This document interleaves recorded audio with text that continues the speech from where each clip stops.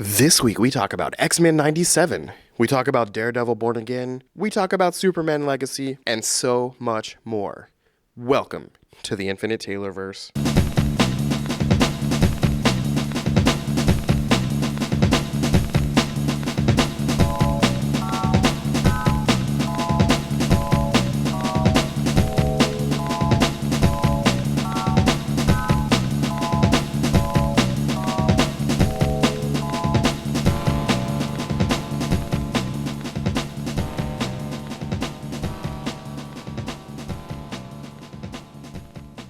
Warning. Red alert. Ay, ay, ay, ay, ay! Danger, Will Robinson. Danger. That's the emergency alert. This episode is full of spoilers for some of the latest and greatest nerdy movies and shows. Spoilers. Listener discretion is advised. What's up, everybody? Welcome to the Infinite Taylorverse podcast. I'm Billy Taylor. And I'm Taylor Oxner. And this week, we are coming at you guys with some of the latest happenings out there in the pop culture universe. But before we jump into the news, Taylor, first of all, I want to give a big shout out to you and say, happy birthday! Woo woo, blah, blah, blah. Thank you. So the day we're recording this, you guys, it's Taylor's birthday. So if you see him out and about in the Taylorverse, make sure you give this guy some happy birthday wishes. But beyond being your birthday, what are you nerding out about this week, man? Nerding about WrestleMania was this last weekend, Yep. and I'm very happy with the outcome of it. And yeah, it was incredible. That's It really awesome. was. Yeah, I didn't fully watch the thing, but I did catch some highlights. And, you know, The Rock and John Cena, that was pretty awesome. Yeah. Oh yeah. Very cool. Well, my nerding out is, I guess a few nights ago, Bonner Springs, the town I live in, the city library had a Pokemon trivia night, and they held it out at a restaurant here in town, and Oliver, my son, really wanted to go, and we went. And when I say this guy, my little man here, is kind of like Pokemon Rain Man, I'm not exaggerating. We won the night because of him fully. He had to be tired at the end of the night for carrying the weight of his team on his back. But yeah, we kind of destroyed everyone. And it was amazing.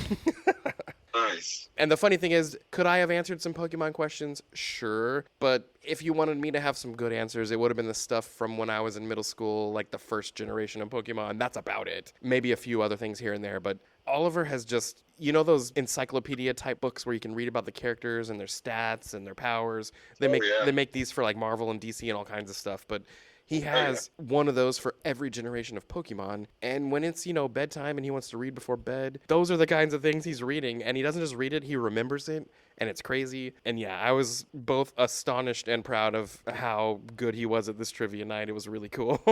You know, when I was growing up, they had those Marvel Universe comics it was like a encyclopedia comic that you could like build, and I would read through those as a kid. Yep. And learn about all the different alien races and characters and things like that. It was, it's weird, but it was a lot of fun as a kid. Yeah, same here. I didn't have a Marvel one until I was much older, but I had a DC one, and same for me. I remember reading that thing, and it's just weird what you retain. Oh, I know. But yeah, so it's pretty much like we're the new champions, and we defeated the Elite Four, and it was a lot of fun. Awesome. That's amazing. Well, hey, let's jump into some news and some rumors. Over with Marvel, the first thing I want to say is X-Men 97 continues to be so good. So good. Yeah. What do you think of that last episode where they were sucked into the video game? I thought it was actually a lot of fun.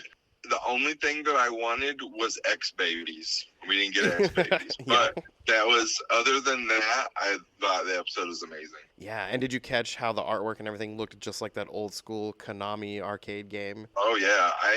There was a bowling alley I went to that had that arcade game, like the big one with, I can't remember, but it was like another control for each character. Yeah. And I remember just dumping quarters and quarters, and we beat it, me and like a few other people when we were kids. But yeah, it's wild. I love that game.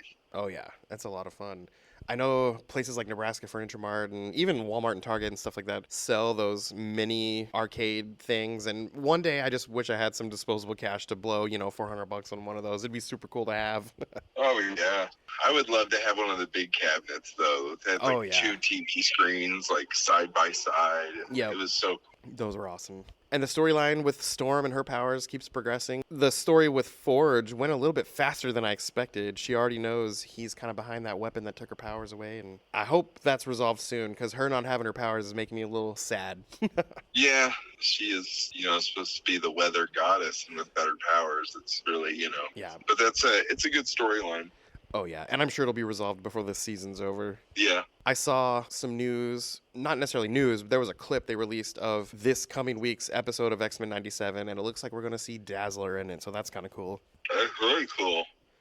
Elsewhere with Marvel, there's been some set photos revealed from Daredevil Born Again, and it looks like the actress Sandrine Holt, who played Vanessa, his wife, in the original Netflix series, she's been in some scenes from this new series. So we're going to be seeing a little bit more of his life. In the Netflix series, wasn't he, getting in all that trouble and she was under police protection, and then the show kind of ends? We don't really see anything else. Does that sound familiar? That sounds right. But I thought did she not die? I feel like she didn't die. I know she dies in the Across the Spider-Verse version, but I feel like she's still alive in the Netflix version. I don't know. Maybe I'm wrong. So listeners, my apologies if I'm wrong, but I think she's still there. Another thing that I did not realize, she's played by the same actress that played Jor-El's wife, Laura, on the Man of Steel movies in that first scene. Yeah, she's Kal-El's mom. I didn't put that together the first time watching this through, but when I was trying to recognize her name, I looked it up and I'm like, oh, you were baby Kal-El's mom in Krypton in the Man of Steel. So that's kind of cool. That is cool.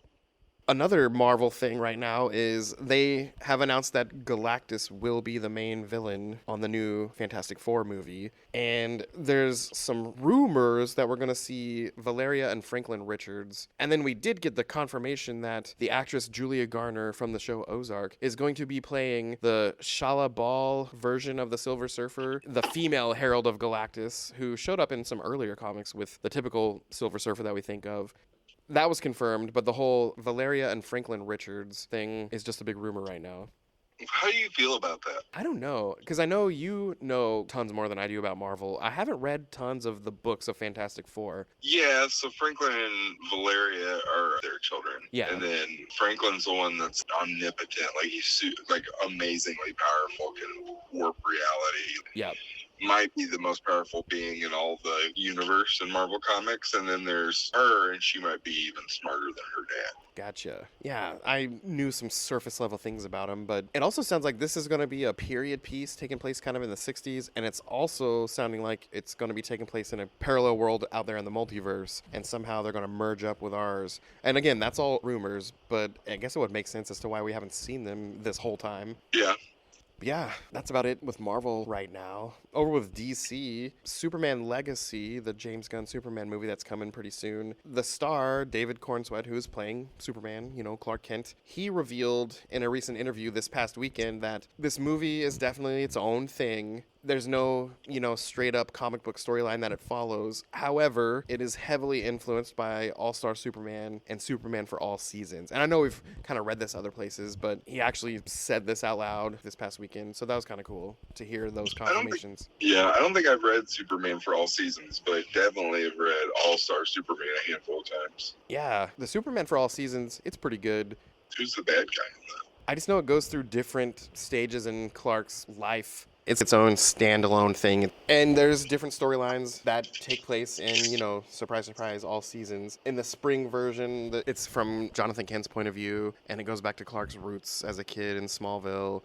And the summer one is from Lois's point of view, and she talks about, the arrival of Superman and how she felt so stupid that she didn't know Clark was Superman and things like that. And it looks like there's a lot of stuff going on with Lex Luthor in that part of it. And then there's the fall season, and this one's narrated by Lex, who talks about, his disdain for Superman and how he's always, ruining his things with Star Labs and LexCorp and things like that.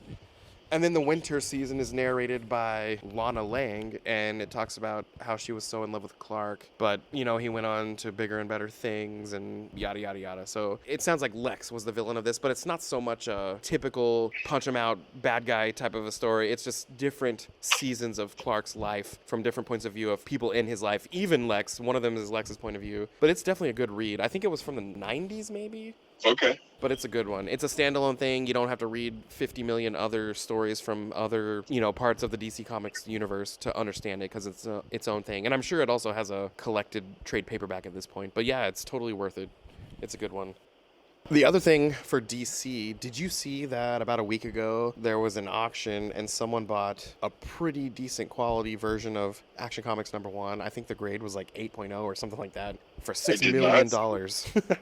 Jeez. Yeah, making it the highest amount that particular book has ever gone for. But yeah, someone bought it for $6 million. Who was it? Do they know? It wasn't like some big name celebrity or anything like that. It was, I can't even remember the person's name, but somebody with lots of money in their bank and they love Superman. Yeah.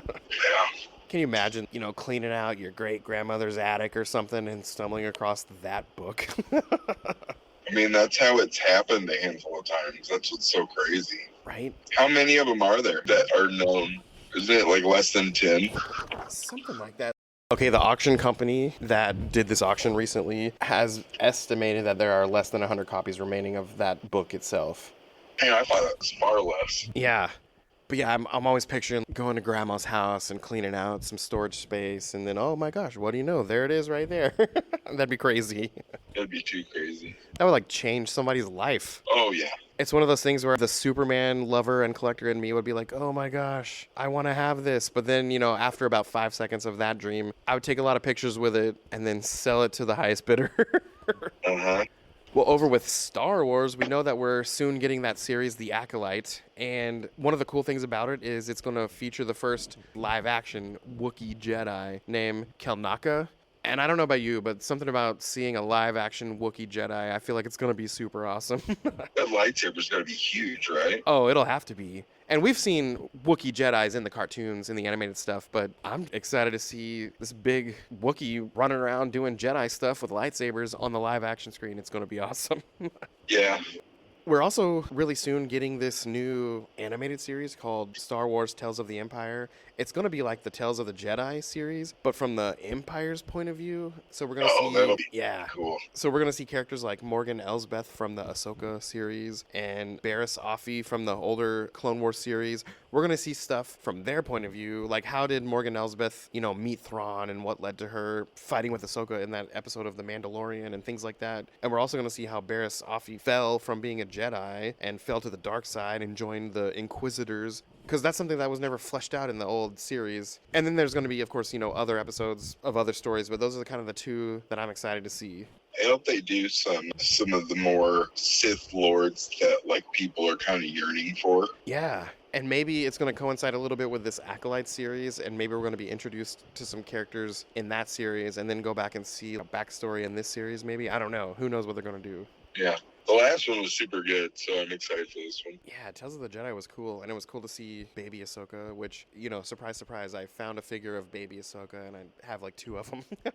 Nice. The final thing with Star Wars is that in May 2026, we are getting that Mandalorian and Grogu movie released in theaters. It will not be a Disney Plus thing to start. It's going to be in the theaters, and that's going to be awesome. I can't wait to see how they kind of wrap up all these shows with that movie.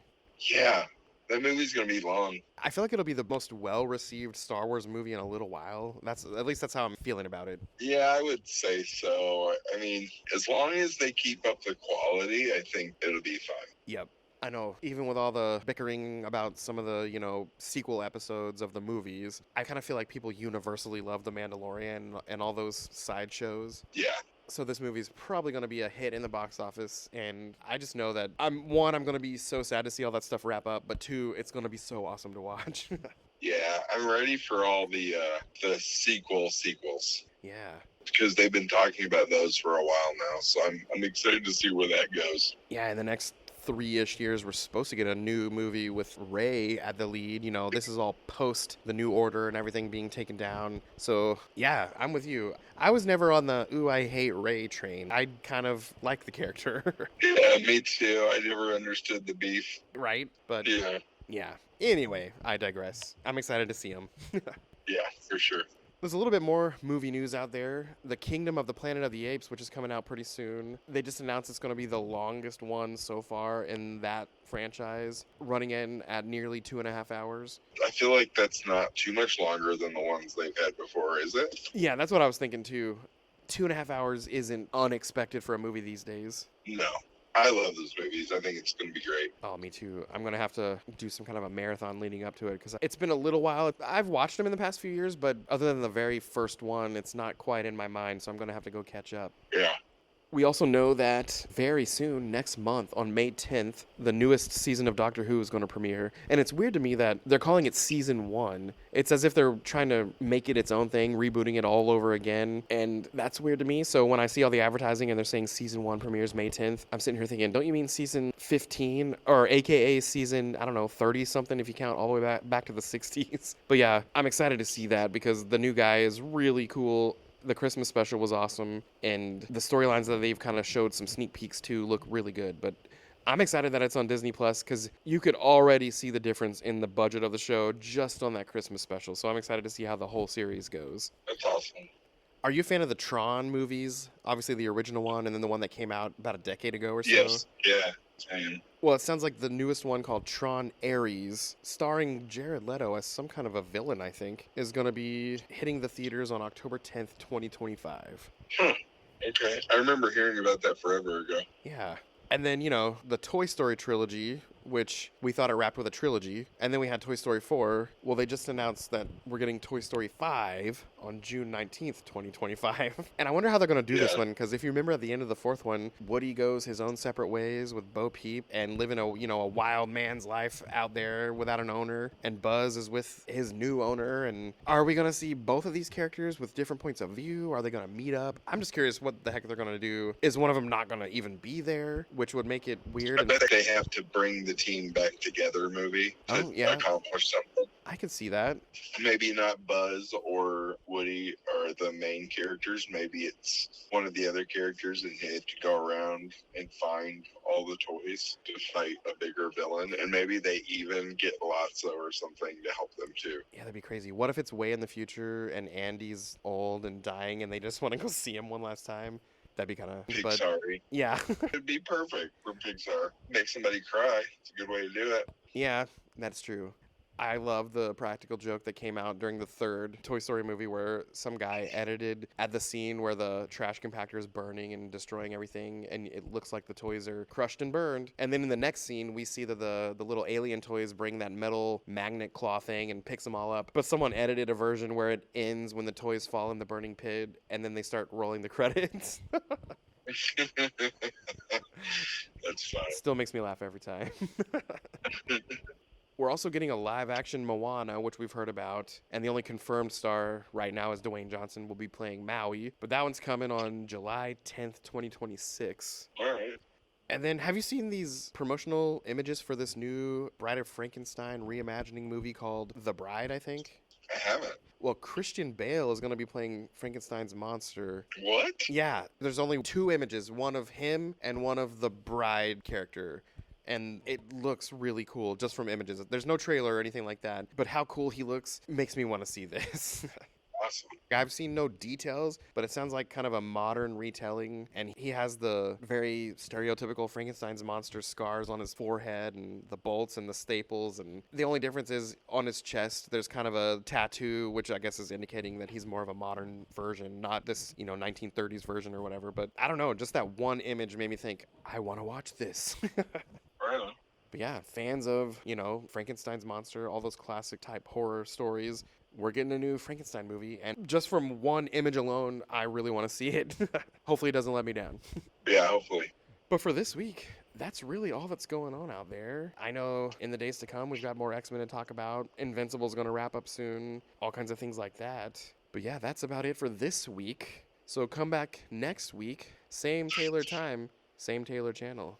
Talk to you guys later. Bye, guys. Bye.